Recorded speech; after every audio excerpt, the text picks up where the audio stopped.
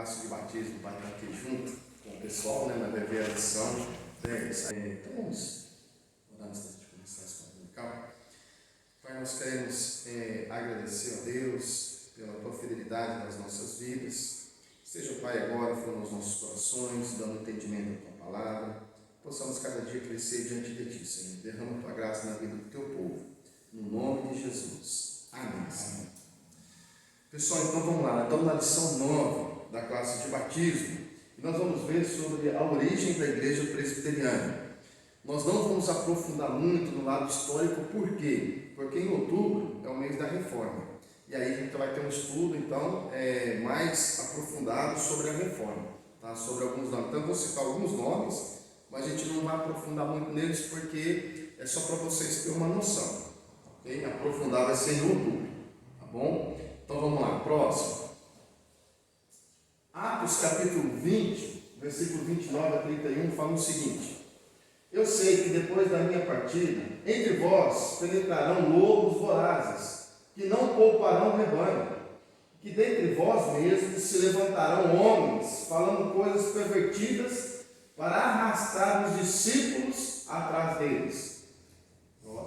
Portanto, vigiai, lembrando-vos de que por 3 anos, noite e dia, não cessei de admoestar com lágrimas a cada um.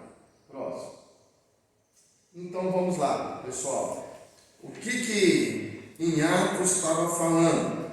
Que depois da morte de Cristo, o que ia acontecer? Ia chegar lobos vorazes, ou seja, pessoas que iam tentar perverter o Evangelho de Cristo Jesus. Isso aconteceu no passado e acontece hoje também. Pessoas que querem distorcer a palavra de Deus.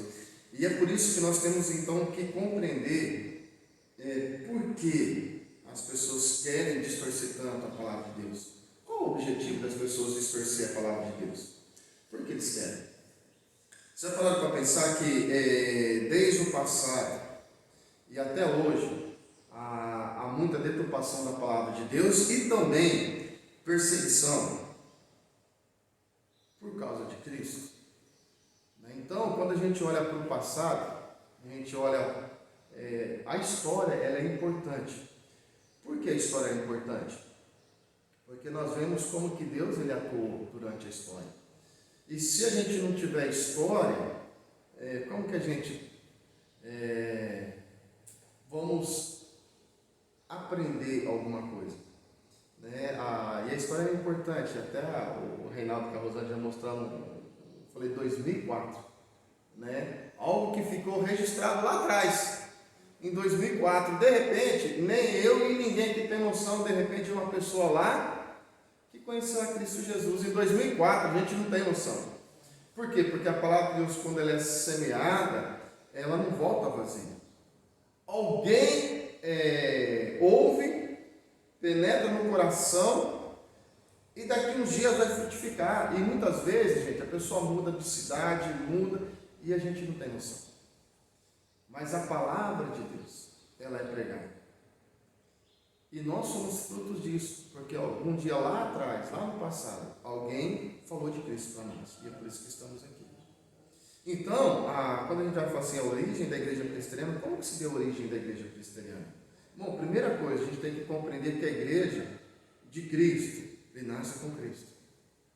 É lógico que antes tinha a sinagoga, onde o povo, os judeus se reuniam.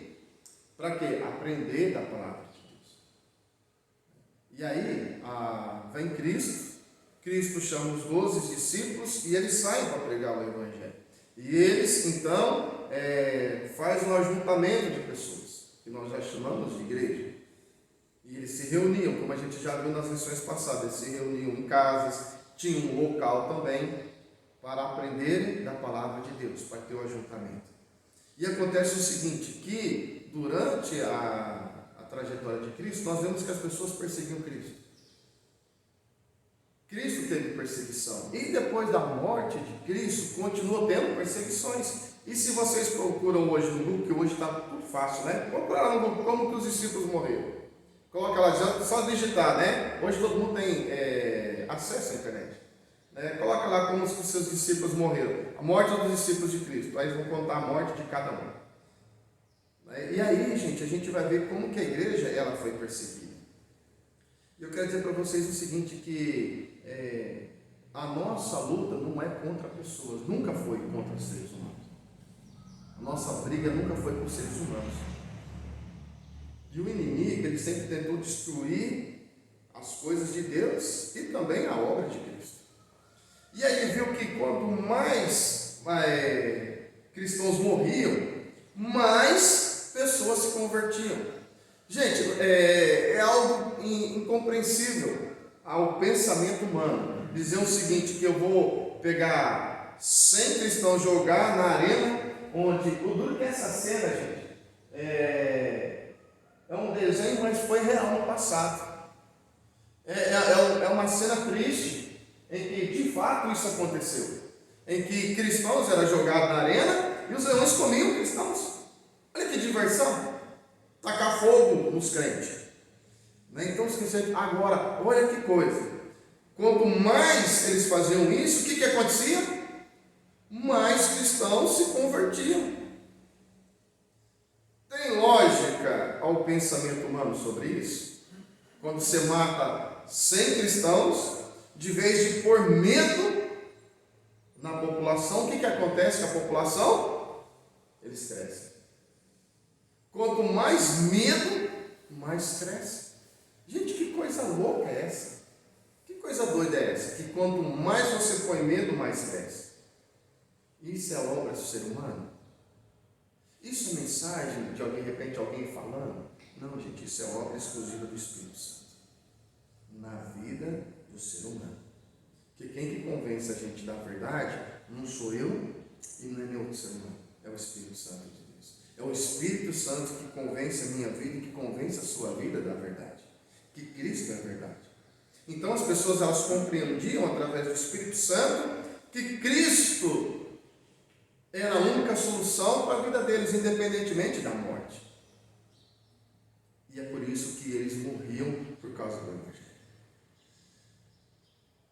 E aí a gente vê então que conversão bonita que era no passado. Por isso que eu falo assim, cada história é importante. Dizer o seguinte, que os cristãos daquela época eram o mesmo cristão, entendam bem o que eu quero dizer, eram os mesmos seres humanos que eu e você, com os mesmos sentimentos de eu e você. Se a gente olhar para os cristãos daquela época, era o mesmo. O mesmo por quê? Porque o ser humano, gente, o mesmo sentimento que você tem, nós temos. Ou não? Ou vocês acham que o ser humano é diferente? Vocês acham que os russos é diferente da gente? Não, eles são iguais. Os mesmos sentimentos. Eles choram.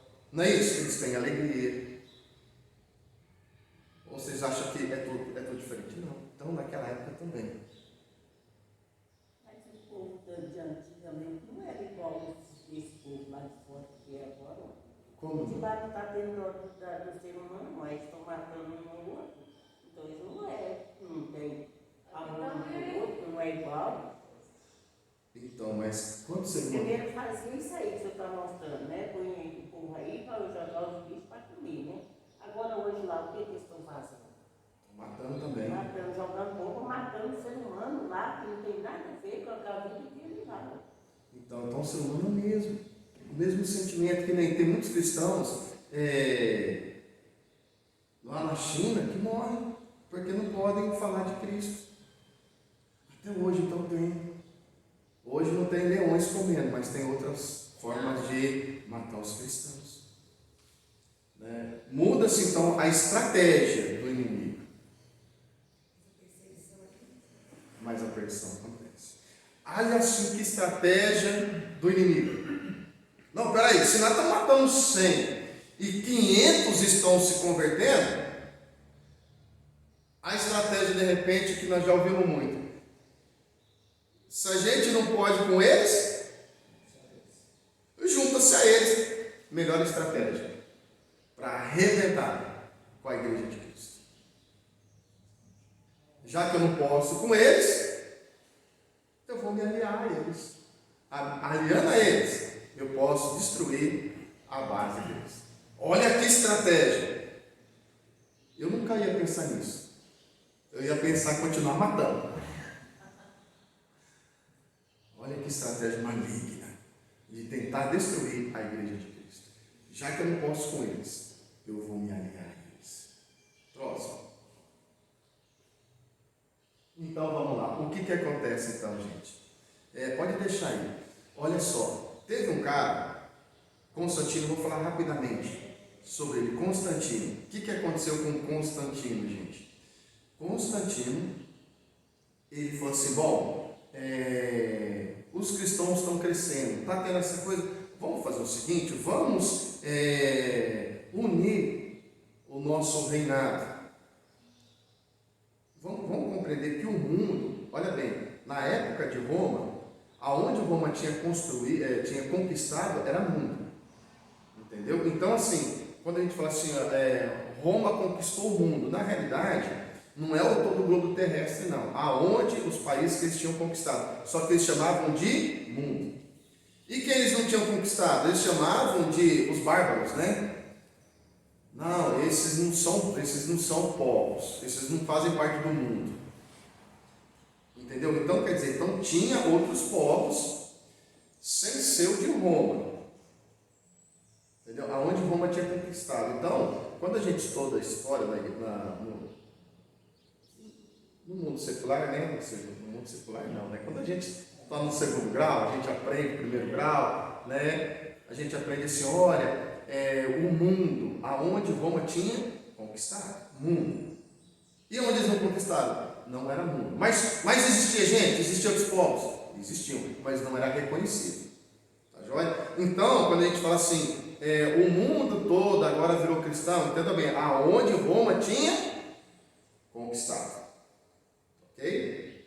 Aí, mais tarde, no século IV, o Teodósio, o imperador, então, ele que tornou oficial o cristianismo no Império Romano. Começou com Constantino, né? Mas Teodoro é que bateu o martelo. Agora todo mundo vai ser cristão.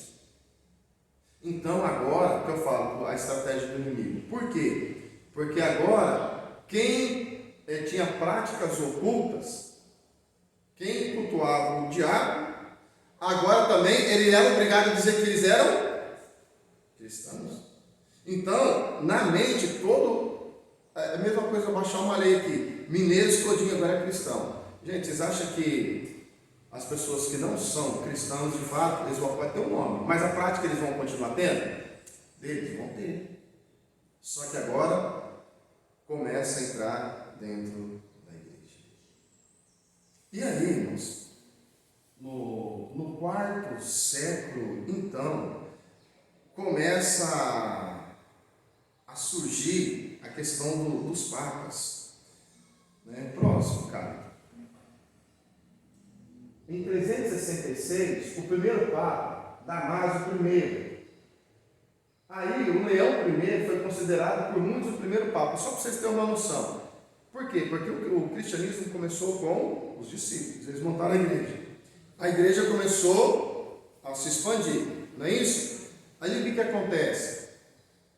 Como se tornou uma religião oficial, né?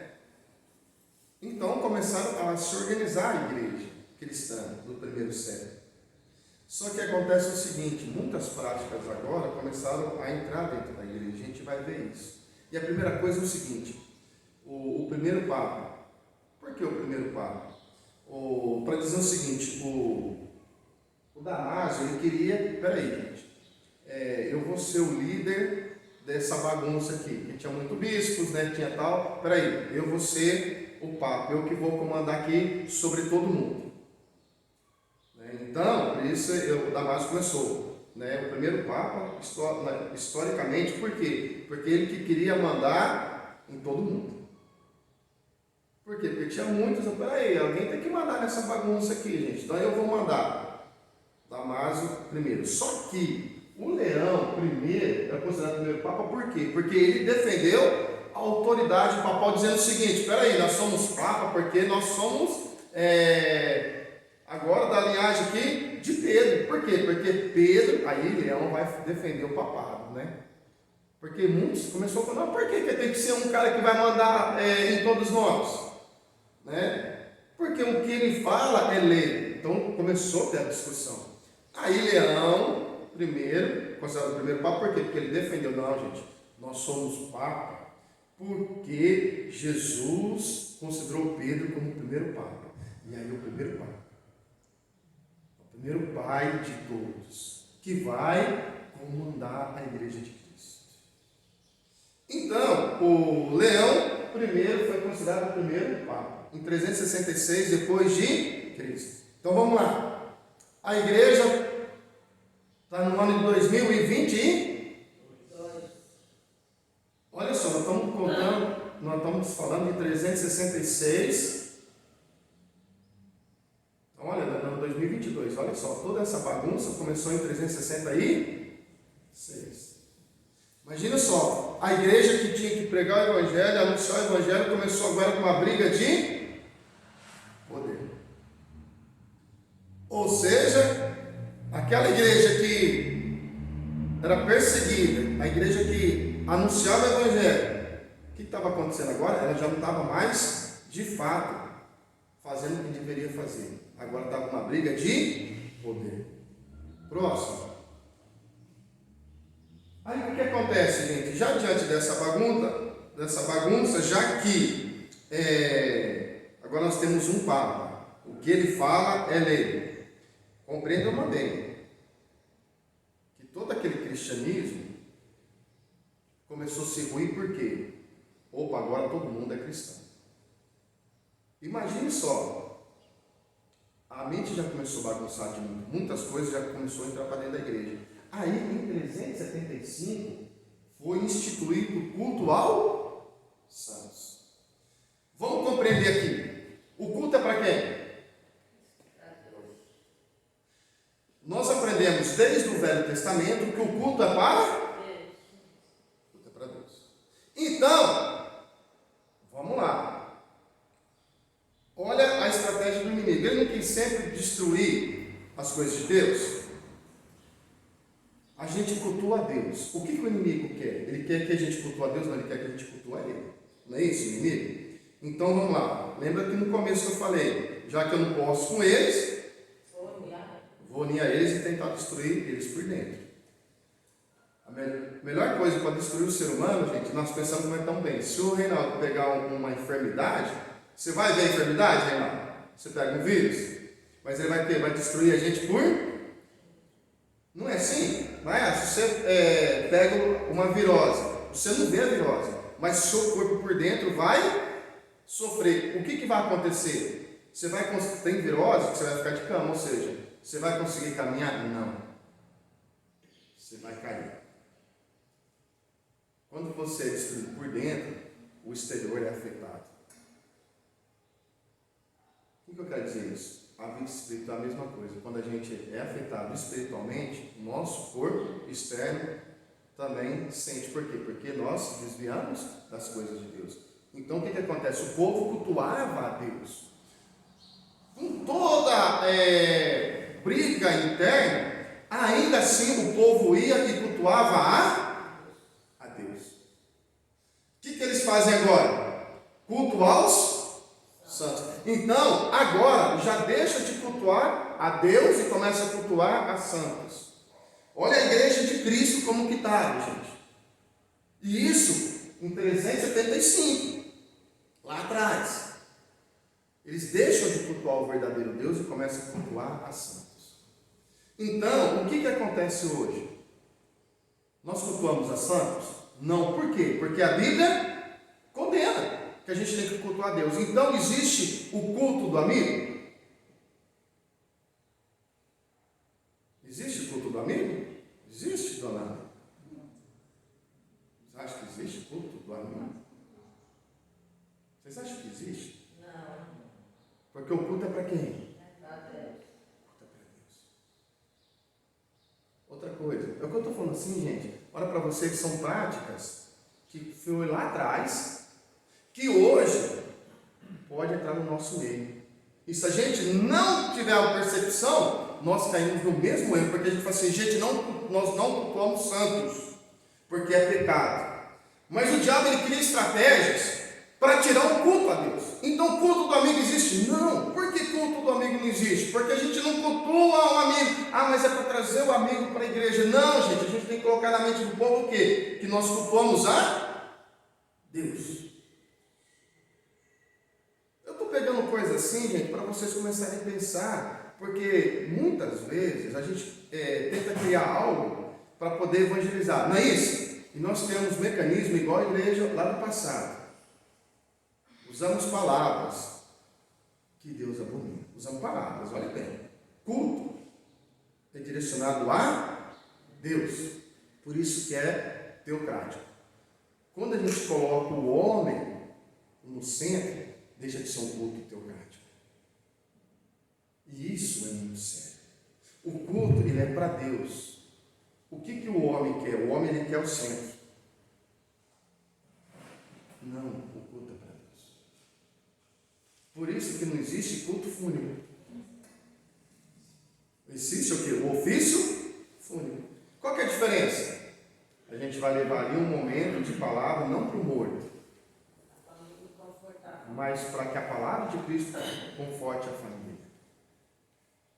Mas, por que culto fúnebre? Porque a gente vai ver que existia culto aos mortos. Culto aos mortos. E existe hoje também culto aos mortos. Então, são palavras, são práticas, gente, que muitas vezes nós corremos o risco de entrar nessa. Por quê? Porque nós achamos que o ser humano, mas é o ser humano. Não, gente, é Deus. O culto, ele é voltado única e exclusivamente para Deus. E aí quando a gente começa a ver culto aos santos, e culta isso, e culta aquilo, a gente começa a entrar lá no passado também, que fizeram isso. Tentando desviar o foco de cultuar Deus. E nós podemos cair nesse risco também. Por quê? Porque nós somos seres humanos. Por isso que nós temos que estar voltados para a palavra de Deus e discutir sempre. Peraí, será que isso está certo? O culto de fato tem que ser para Deus. Próximo.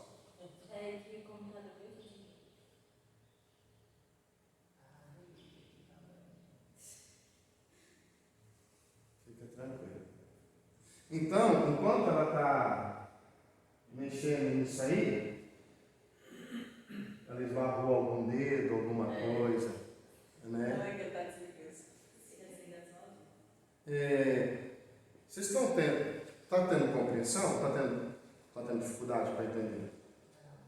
Vocês estão entendendo? Tá? Dona Ana, não está conseguindo compreender? Então tá bom.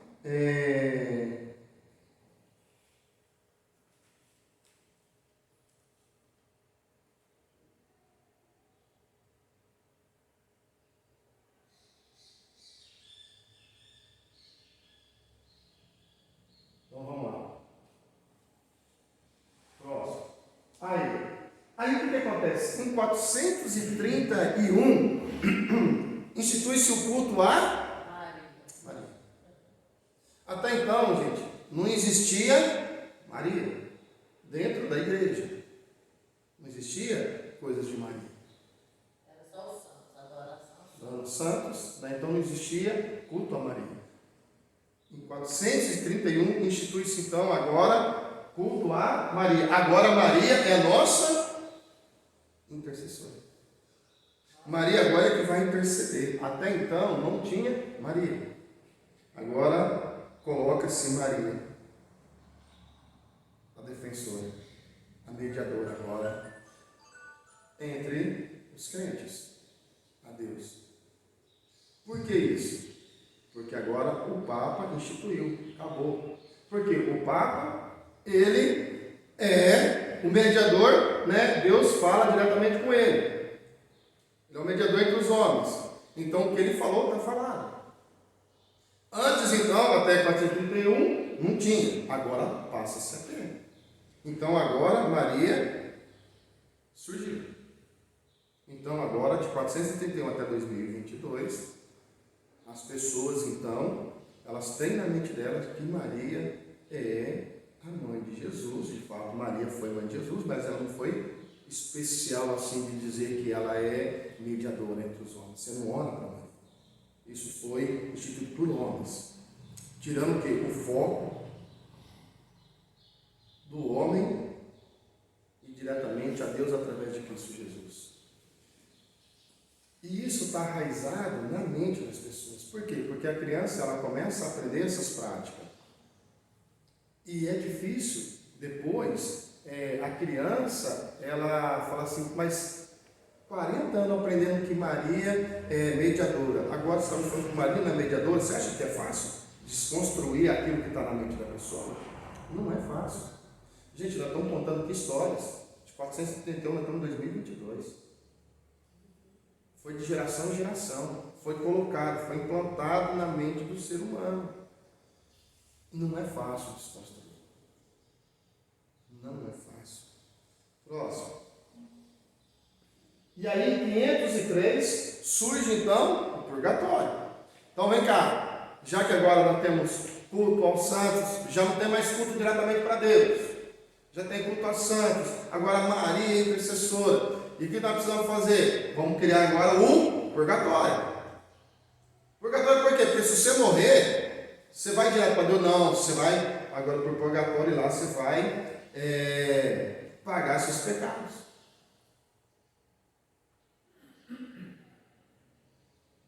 Pagar os seus pecados. Acontece o seguinte, até então, gente, eles estavam tendo conflitos na igreja. Por quê? Porque as pessoas, elas liam a Bíblia. E as pessoas liam e tinha aquele conflito dentro dela. Mas peraí, vocês estão falando que o Papa falou, mas a Bíblia está falando assim, não, mas o Papa, ele tem uma palavra. Mas tinha um conflito dentro das pessoas. E algumas pessoas se levantaram. Eu quero dizer para vocês o seguinte, gente. Que diante desse cenário sempre tinha aqueles que liam a Bíblia e aqueles que confrontavam eles e aqueles que não aceitavam essas práticas, entendeu? Então quero dizer para vocês que diante desse cenário, então não, Deus sempre levantou o seu povo, independente de qualquer questão, Deus sempre levantou o seu povo, mas a maioria estava sendo enganados. Então, a partir daí, então, 503, tem a doutrina do purgatório. As pessoas vão agora pagar o preço.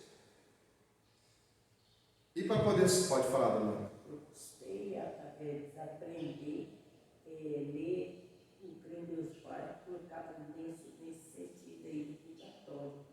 Quando eu comecei a ler da Bíblia, eu esquecia. Quando eu ia falar, eu tornava a falar outra vez a mesma coisa, porque eu aprendi, o que me ensinou que era o purgatório. Minha avó gostava muito de falar para a gente assim, se você não acreditar que a Virgem Maria veio te salvar, você vai para o purgatório. Isso era um medo para nós, porque a gente perguntava o que era purgatório, mas ele não sabia nem explicar como era purgatório. Ela falava assim, você vai viver na conta do diabo. Isso. Mas ela não sabia explicar, mas ela falava. Mas falava, e a gente cresce com isso, né? Que vai para o purgatório. Se você não acreditar, e aí então você crê, né? Eu era a melhor rezadeira de texto, de bendito, de tudo lá, porque eu fui ensinada e eu gostei de parar com isso, porque até enfim, o dia que eu fui fazer a minha profissão de fé, e foi me levar a passar a fazer as perguntas para mim, o Tito, nós tínhamos um Tito, fez uma pergunta para mim, e nós era 3, 2 passou e eu não. Porque ele me perguntou, o senhor acreditava que a Nossa Senhora salvava? Eu falei, claro que ele. Eu falei com toda essa letra, claro que acreditava. A Nossa Senhora Aparecida não gostava de falar de Jesus. Aí eles olharam para o outro assim, olhou, aí passou, não me falou nada. Eu passei, né? Eu falei tudo, né? E falei tudo certo, né? Falei tudo certo. Tá certo. Aí falou, agora a fulana, foi a Iraída e uma outra, ela falou assim, a fulana cigana hoje vai ser o batismo. E a irmãzinha aqui vai passar mais um dia. Eu falei, vou passar mais um dia para ti, que eu pensei,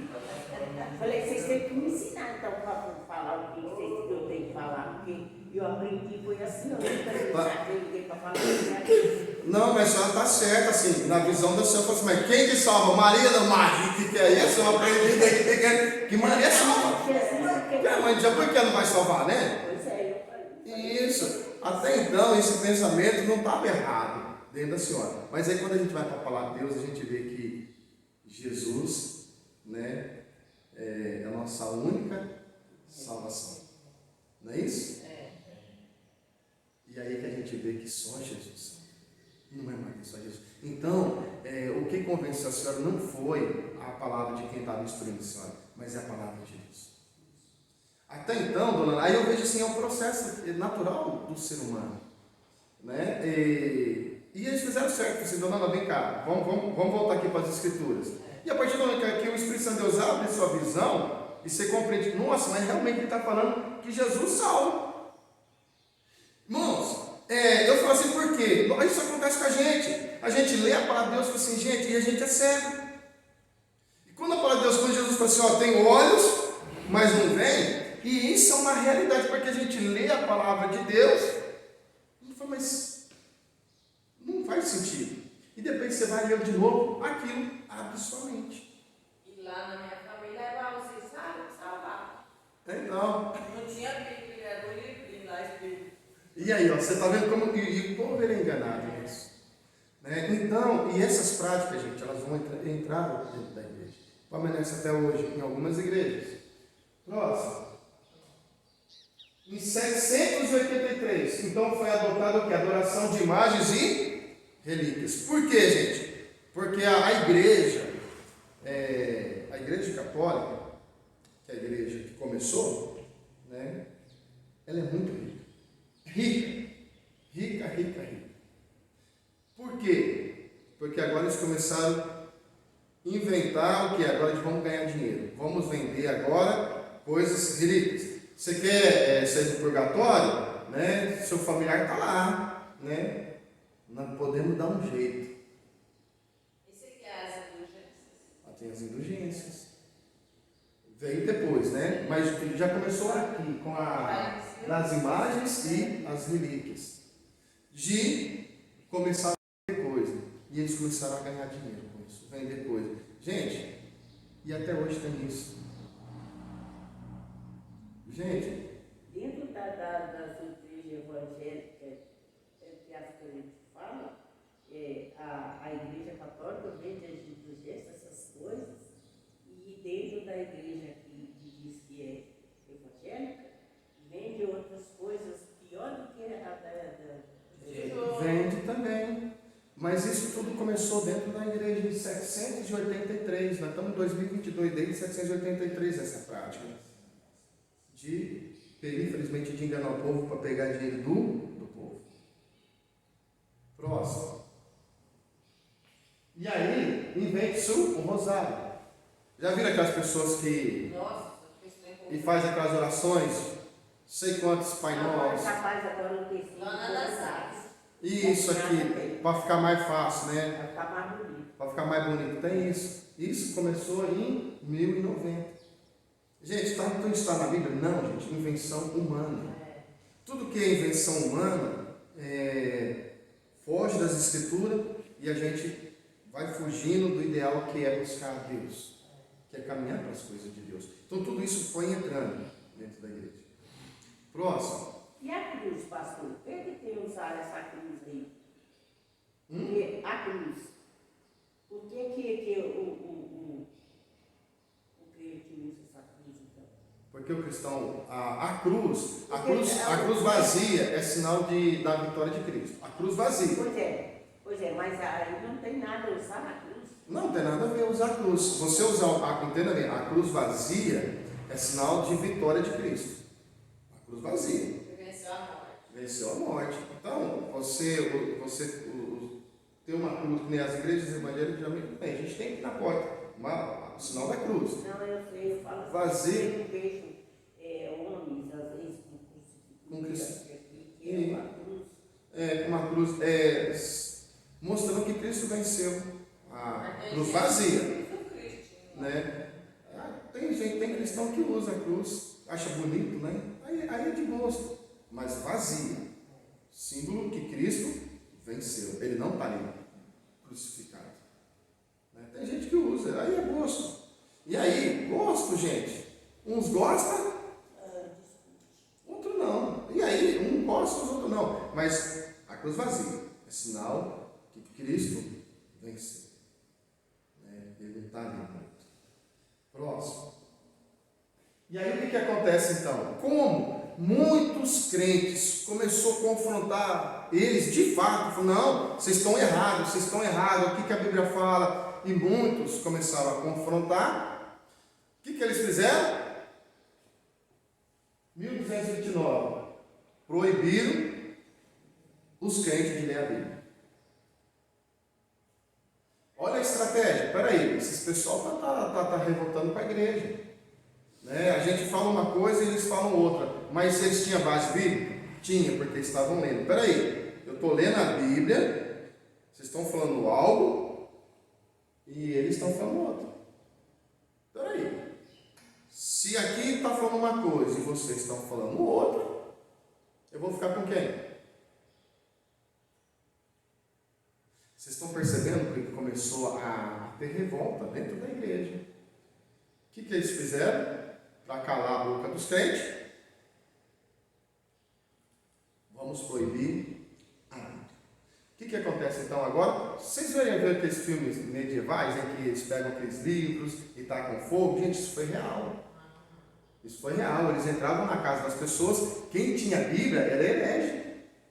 Por quê? Porque só poderia ler a Bíblia só o clérigo. Só os bispos daquela época. Então, por que isso? A cúpula manipulando. Então, agora, entendam bem, toda a Bíblia foi queimada? Gente, vamos ser sinceros aqui, quando proíbe alguma coisa, você acha que não tem aqueles espertinhos? Que esconde? Não é? Quando você fala assim, é interessante criança, né? Quando a mãe e o pai falam assim, joga fora! Eles jogam fora. Alguns escondem, não é? Não é assim? Né? E aí eu vejo que é amor de Deus também. Pastor, mas você falando da Bíblia aí, aconteceu um fato, foi verdade mesmo. A Ana Lívia tinha uma Bíblia dela, quando ela estava lá, eu não sei se foi lá não lembro mais se foi lá em Minas Gerais que ela foi. Eu sei que pegou fogo no quarto dela, na cortina. E ela estava com a Bíblia em cima, assim, da luzinha lá no quarto dela. O fogo passou por cima da Bíblia, queimou o cantinho da Bíblia aqui, queimou, e não queimou uma letra da Bíblia, queimou um pontinho e o fogo saiu, não queimou a Bíblia. Olha que benção. O anjo só bateu casinha, né? O fogo foi, né? Mas é bênção de Deus, né? Não tem coisa que não tem explicação, gente. Né? Deus, ele opera, né? Deus, ele opera de forma que a gente não compreende. E os católicos mudou a Bíblia para poder o povo não ler mesmo, colocando mais 5 ou foi 3 livros? Mais 7 livros, né? Mais 7 livros. Porque aí eles só leram aqueles livros que foi encontrado. Isso, aqueles que dá base para eles, né? Então, gente, a gente vê isso, como que as pessoas começaram a deturpar. E aí, o que acontece? Proibido. Não vão ler Bíblia. Agora vocês não... E o que acontece? Se eu não ler Bíblia, eu não tenho conhecimento. E se eu não tiver conhecimento, eu sou manipulado. Aceita. Por isso, gente, que a gente tem que ler. Ler para poder confrontar. Por isso que eu falo assim, na igreja presbiteriana, a gente tem liberdade para discutir. De vocês não concordarem com alguma coisa. Desde que seja Bíblia, né? Porque é o seguinte, a gente vai discutir se esse vaso tem que ser marrom ou branco, e tem pessoas que discutem sobre isso. Não, tem que ser branco, e brigam. E o que mais nós temos que brigar, que é a palavra de Deus, a gente não briga. Não é assim? A gente briga por coisas supérfluas, que não vai enriquecer. O que a gente tem que discutir e debater é Bíblia. Muitas vezes não acontece isso. Então, e a igreja presbiteriana, por que a igreja presbiteriana tem liberdade? Porque não é a palavra do pastor, não é a palavra do presbítero, não é a palavra do diácono, não é a palavra do irmão, É a palavra de Deus. Ela que é a regra de fé e prática para as nossas vidas. Não tem uma pessoa que manda. Quem manda na igreja é a palavra de Deus. A palavra de Deus está falando? Então é a palavra de Deus. Então por isso que a gente tem liberdade de discutir, tem liberdade de a gente debater, porque é a palavra de Deus. Então, a partir desse momento, estavam proibidos das pessoas lerem a Bíblia. Quem lê, herege. Próximo.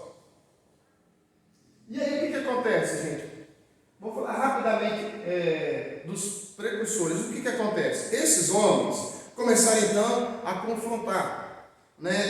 Vou citar só alguns aqui. John Wycliffe, ele foi professor na Universidade de Oxford. John Hus, ele foi queimado vivo. Por quê? Porque ele pregava a palavra de Deus. Savonarola, ele foi enforcado e queimado. Por quê? Porque ele começou a ensinar a palavra de Deus. Gente, esses homens que nem John Wycliffe, ele foi professor na universidade. Então, olha só, eles eram professores e eles ensinavam a palavra de Deus. Por que eles eram considerados hereges? Espera aí, gente, proibido falar da Bíblia. E eles pregavam a Bíblia. E alguns pagaram o preço, morreram. Próximo. O que acontece? Sim, só para vocês terem a noção. Então, a igreja proibiu, aí mais as pessoas começaram a anunciar a palavra de Deus, começou a divulgar, a igreja começou a rachar. Por quê? Porque alguns começaram a anunciar. E aí começou a briga entre política, e religião. Só para vocês terem assim, isso aí, em outubro nós vamos explicar melhor sobre a reforma. Mas só para vocês terem noção. Então começou o quê? O pessoal começou a falar da Bíblia. E aí começou a ter a racha. Uns não tinham queimado a Bíblia, mas quem pegava era herege. E a Bíblia começou, Deus preservou a sua palavra e começou a ter a briga. E aí então começou o seguinte, a briga política. Por quê? Porque um rei, ele não poderia fazer alguma coisa se o Papa não autorizasse. E você acha que os reis, eles estavam debaixo da ordem do Papa? Não. Eles queriam ter autonomia também. Então começou a ter a briga. Aí o que acontece? A Inglaterra, o rei, peraí, desses crentes aí que estão brigando aí, esses pessoal estão discutindo e a igreja está brava com eles. Olha só, aí eu vejo que é mão de Deus também. Os reis começaram a proteger os cristãos. Lutero, quando Lutero pregou as 95, Lutero não queria, gente, sair da igreja católica. Lutero, ele não queria, assim, isso nós já estamos falando em 1517. Então os precursores em 1300 e pouco começaram a confrontar. Mas o único que chegou diante do Papa e diante dos bispos lá e falou assim, gente, eu quero conversar com vocês. Pregou as 95 teses, ele queria discutir as teses com o Papa e com o clérigo ali, com os bispos, arcebispos. Gente, se eu estiver errado, se vocês provar para mim na Bíblia que eu estou errado, gente, eu volto atrás. Agora, se vocês estiverem errado, dentro da Bíblia, eles quiseram discutir? Não quiseram. Aí, as pessoas protegeram o Lutero. Aí veio Calvino, aí veio John Knox, que John Knox morava na Escócia. E aí, próximo. E aí, John Knox morava na Escócia. Ele aprendeu os ensinamentos de Calvino. E aí, então, ele monta a igreja presbiteriana.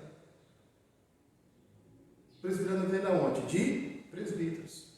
Então, o início, a origem da igreja presbiteriana, ela se dá na Escócia. Depois de tanto os precursores, veio a reforma de Lutero, Calvino entra na jogada, começam os ensinamentos bíblicos. E aí, John Knox, então, conhecedor da palavra de Deus, ele então funda a igreja presbiteriana. na Escócia. E os ensinamentos e as características das doutrinas da igreja presbiteriana. Vamos lá. Quais são as características? Próximo. Então vamos lá. Só para vocês terem noção. Então a origem da igreja presbiteriana começou aonde? Diante de todo esse cenário, na Escócia. John Knox. Ele pegou os ensinamentos de quem? De Calvino. Só para vocês terem uma noção. Para vocês entenderem como que a igreja ela se deturpou.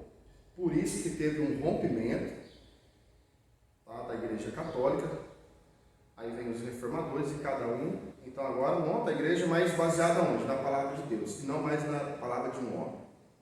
E quais são as características da igreja presbiteriana? Primeira coisa é a depravação total. O que é a depravação total, gente? Que todo homem é pecador. A depravação total é que todo homem ele é pecador. Todo homem ele nasce em pecado. Vocês lembram daquela lição que a gente falou? Que o homem, ele, que nem Davi fala, né? Eu nasci em pecado. Por quê? Porque o homem e a mulher, os genes do pecado, concebem e a criança já nasce no pecado. Diferente de Jesus, por quê? Porque Jesus ele não nasceu no pecado. Ele foi gerado por quem? Pelo Espírito Santo. Jesus foi gerado pelo Espírito Santo, por isso que ele não tem pecado. Então, todo ser humano, ele é pecador. Por quê? Porque a palavra de Deus fala aqui, Efésios, todos nós nascemos mortos. Então, se nós nascemos mortos,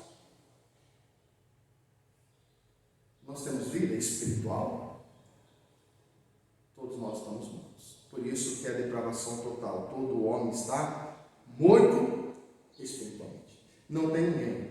Hoje, compreenda bem, sem Cristo, as pessoas estão mortas. Sem Cristo, todos estão mortos. Por isso que é a depravação total.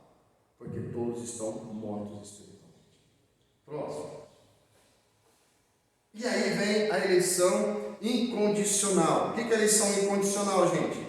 É que Cristo, somente Ele, e o amor de Deus é que alcança o ser humano. Por isso que é um amor incondicional, a eleição incondicional seja o amor de Deus que vai alcançar essas pessoas. Por quê? Porque nós estamos mortos. Nós não conseguimos, por nós mesmos, sermos alcançados. Por quê? Porque nós estamos mortos. Por isso que a eleição ela é incondicional, isso pertence a Deus. Ele que alcança o ser humano, porque nós estamos mortos. Próximo. Terceiro, a expiação limitada. Ou seja, Cristo que vai dizer o seguinte: aqueles que o meu Pai me deu, esse de modo algum vou lançar fora e eles não vão se perder. Expiação limitada. Ou seja, é Cristo que colocou na mão dele e falou assim: esses aqui não vão se perder. Isso aí não tem discussão entre eu e você. É Deus. Por isso que a expiação é limitada. A obra expiatória de Cristo ela é perfeita para aqueles que estão na mão de Cristo Jesus. Porque Ele falou: aqueles que o Pai me deu, esses de modo algum vou lançar fora. A expiação limitada, ou seja, a graça de Cristo alcançou, Ele morreu por aquelas pessoas. Cristo não morreu por aqueles que não estavam na mão dele. Ele morreu por você, Ele morreu por mim, aqueles que estão na mão dele. Expiação limitada. Próximo. Graça eficaz. O que é graça eficaz? A gente não resiste o chamado de Cristo. A gente não resiste. Quando Ele toca na minha vida, quando Ele toca na sua vida, a graça é irresistível. A gente não resiste à graça de Cristo. Gente, é impossível o ser humano resistir à graça de Cristo. Quando de fato ela chega, a gente não resiste. Próximo. Perseverança dos santos. O que é perseverança dos santos? Agora que eu tenho Cristo, eu vou perseverar diante das batalhas. Por quê, gente? Porque nesse mundo tereis? Então nós vamos perseverar. Separado. Não é que nós somos santos de santidade, não. É que perseverança dos santos, ou seja, perseverança daqueles que são separados. Agora nós vamos perseverar diante das batalhas. Por quê, gente? Só vai ter bonança só lá no céu. Aqui na terra nós vamos ter luta até o final. Por isso que é a perseverança dos santos. Nós vamos continuar batalhando até o final da vida. Próximo. Então a gente vai ver agora as características do culto presbiteriano. Vamos lá. Primeiro, centralidade da pregação. Gente, o principal objetivo é a palavra de Deus. Então, no dia do... Você já fala com o Mateus, né? A gente cultua quem? Né? Para Mateus, nós temos que cultuar quem? Cultuar Deus, né? Cultuar Deus. É só Jesus que salva, né? E aí, e qual que é a característica da igreja? A centralidade da Bíblia. Gente, a igreja presbiteriana tem que pregar a Bíblia. Pastor, qualquer pessoa que subir aqui no púlpito, ele tem que pregar a palavra de Deus. Porque a palavra de Deus, ele é o centro. A centralidade do culto. A palavra de Deus. Próximo. Simplicidade formal. O que é simplicidade, gente? Formal. A gente não tem uma cerimônia, um rito pré-estabelecido. Não é aquela coisa assim, tem que ser assim. Olha, você vai pegar um ritual, um livro, aquelas coisas. Não. Ela não é uma simplicidade formal. A gente cultua a Deus de forma inteligente, racional, mas não tem que ser o seguinte, tem que ser aquela regra. Não. Por quê? Porque, gente, a gente cultua a Deus e ele é de forma natural. Não é isso? Se o louvor quer cantar 2, 3 músicos, quer cantar uma música, isso não impede, não tem que ser, olha Zé Carlos, você vai cantar sempre uma música. Não tem isso.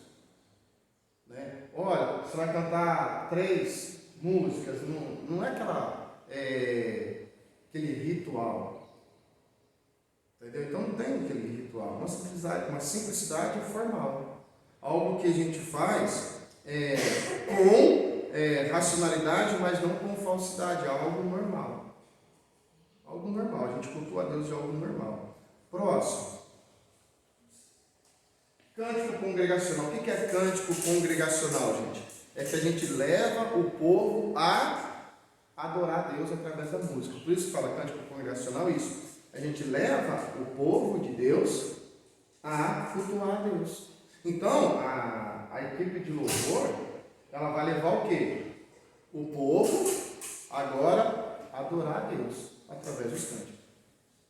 Então vocês estão percebendo que tem a centralidade da palavra de Deus e a gente leva o povo, as pessoas que estão a cultuar a Deus de forma racional.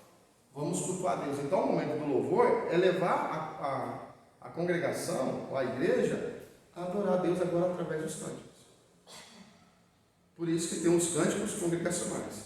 Tá? Então a gente não canta, o pessoal daqui não está aqui só para fazer bonito. Né? Não, eles vão cantar aqui porque tem que cantar. Não, eles fazem parte do culto para levar o povo a cultuar a Deus agora. A adoração, cultuar a Deus, através da música. Próximo. E é por isso que as músicas, elas têm que ter conteúdo. Por isso, gente, que tem músicas, né? O Zé Carlos falou assim, e agora, eu vou cantar essa música ou não? E a gente pode cantar? Não. Pode cantar em casa, se você achar bonita a melodia, né? Mas assim, só que você sabe que aquilo não vai adorar a Deus. Não é verdade? Agora, eu vou falar para vocês não cantar em casa. Gente, se vocês quiserem cantar, vocês vão cantar independentemente. Se quem falar não canta. A pessoa canta. Não é? Se a pessoa gosta, não vai deixar. Não vou cantar porque o pastor falou que não é para cantar. Não, gente. Eu quero que vocês tenham entendimento do seguinte, que Deus, Ele quer adoração exclusiva para Ele. Então, o que a gente tem que levar o povo a ter essa noção? Que você tem que adorar a Deus. E as músicas têm que ser voltadas para adorar a Deus. E se a música está voltada, direcionada ao homem? Gente, vai você questionar isso. É você que tem que questionar. É você que tem que saber o que é bom para a sua vida espiritual. Então, por isso que dentro da igreja, quando eles tocam a música tem que ser, a letra tem que ser voltada para Deus, mas com ensinamento bíblico. E é por isso que o pessoal do louvor, né, falando com o Zé Carlos, né, que, essa letra aqui, né, essa letra aqui não está muito bem, não. Né? Mas por quê? Porque tem entendimento que, peraí, está fugindo da palavra de Deus. Então as músicas têm que ter conteúdo bíblico. Não pode, porque é o seguinte, a gente, que nem a dona Ana colocou muito bem, né? A gente fala que é Jesus, que Jesus salva. E aí o pessoal do louvor vem cantar aqui e vem dizer o seguinte, olha, né, diante da letra, fala assim, Maria, nossa protetora. Maria vai na frente. Ou Maria vai na frente, está cantando, Maria vai na frente, né? Aí você fala, peraí, nós aprendemos que Jesus salva. E quem pisa na cabeça repete é Jesus. E aí, e na hora da música, vai falar que Maria está à frente. Gente, tem lógica isso? Não tem conflito? Tem conflito. Por isso que as músicas não pode ser qualquer música. Ela tem que ser voltada para a palavra de Deus. O que está mudando? Os filhos estão tocando em Oi? eu não sei como é que porque tanto faz a música mudando, a música estão tocando, e outras estão fazendo arranjos diferentes, né? De cada um. E os hinos também, tem muitos hinos que eu ouço, que assim, não é a nossa igreja que canta, mas é os mesmos hinos interpretados de outras formas, de outros tipos de...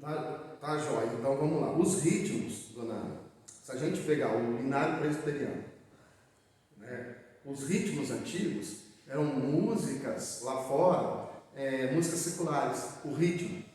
Aí o que eles fizeram? Eles colocaram a letra evangélica. Então tem muitos hinos que a gente canta na igreja, de repente você escuta, já viram filmes? Você fala, nossa, esse ritmo aí parece que é da igreja, né? Não, mas os ritmos eram daquela época. Então, a melodia, então eles pegaram a letra, né? E a gente canta. Aí, então eles pegaram o ritmo. Hoje, o ritmo, gente, é por isso que eu estou falando assim, é importante a história, para a gente compreender a história. A gente não pode ficar alienado, a gente tem que compreender a história. Então, é a mesma coisa hoje. Você pegar uma música aí, pegar aqui exemplo, tá, gente? É só exemplo. Que nem a Cláudia gosta da música do Roberto Carlos. Fala uma música aí do Roberto Carlos. É um exemplo. Eu tenho tanto. Ok. Aí o que acontece? O Reinaldo senta lá com o Zé Carlos lá na fazenda, e o Zé Carlos está pegando a música, e o Reinaldo, vamos pôr uma música uma letra evangélica nesse ritmo aqui. E eles gravam. Daqui 200 anos, alguém pega a fita e fala assim, nossa, que hino bonito, olha que letra bonita. Que letra bonita. Ok. Mas o ritmo era de quem? Depois de 300 ele falou assim, nossa, alguém. Mas a letra, eu quero dizer o seguinte, a gente se preocupa com mas o ritmo, né? Aí vai ser discussões de gosto e de gosto. Mas a letra, o importante é a letra, é a palavra de Deus. Por que eu estou falando isso, gente? Porque naquela época, os hinos eles fizeram, pegaram ritmos seculares e colocaram a letra. Se é certo ou se é errado, aí vai ser uma outra discussão. Mas e a letra? É a mesma coisa que eu estou pegando em vocês aqui. Vocês pegam um ritmo que é bem conhecido, né? Vocês fazem a versão, pegam um ritmo, a letra. Pode ter discussão hoje, mas daqui a 200 anos alguém vai pegar a letra e vai achar bonita a letra. E vai falar, nossa, que letra de adoração a Deus. Não é assim? Mas aí depois descobrem que era a música do Roberto Carlos que fez sucesso naquela época. Né? Então, gente, nós observamos isso aqui, a letra. Hoje, o Hillsong também é muito conhecido, o Hillsong, né? Mas as letras é diferente hoje. Então, são discussões. Mas a música ela tem que ter conteúdo bíblico. Agora, melodia, ritmo, aí vamos discutir e não vamos sair daqui a discussão, não, porque essa discussão vai longe. Mas a letra, gente, tem que ter conteúdo bíblico. Essa, gente, é próximo. Acabou. Né? Essa é a lição 9 da revista de batismo. Tá joia? Aí, domingo que vem, né, os irmãos vão ter estudo, que não vai ser de batismo, né? Mas vai ser já o professor que vai estar aqui dando aula para os alunos. Tá joia? Irmãos, que Deus abençoe, o pessoal que está acompanhando o YouTube também, que Deus abençoe, que possamos estar crescendo a cada dia, debaixo do conhecimento de Cristo. Amém? Zezinho, para nós, para encerrar. Meus amados, louvado seja o Senhor, Deus, por esse momento maravilhoso que passamos na tua casa, aprendendo, ouvindo a palavra do Senhor, que o Senhor possa estar realmente trabalhando através do Espírito Santo nas nossas vidas, para que nós possamos cada dia mais ter melhor compreensão da tua palavra, de coisas que já estudamos, que já aprendemos, Deus amado, mas muitas vezes precisamos renovar o nosso entendimento, nossa compreensão, como realmente devemos louvar o Senhor. Instrua-nos, ó Deus amado, através do Espírito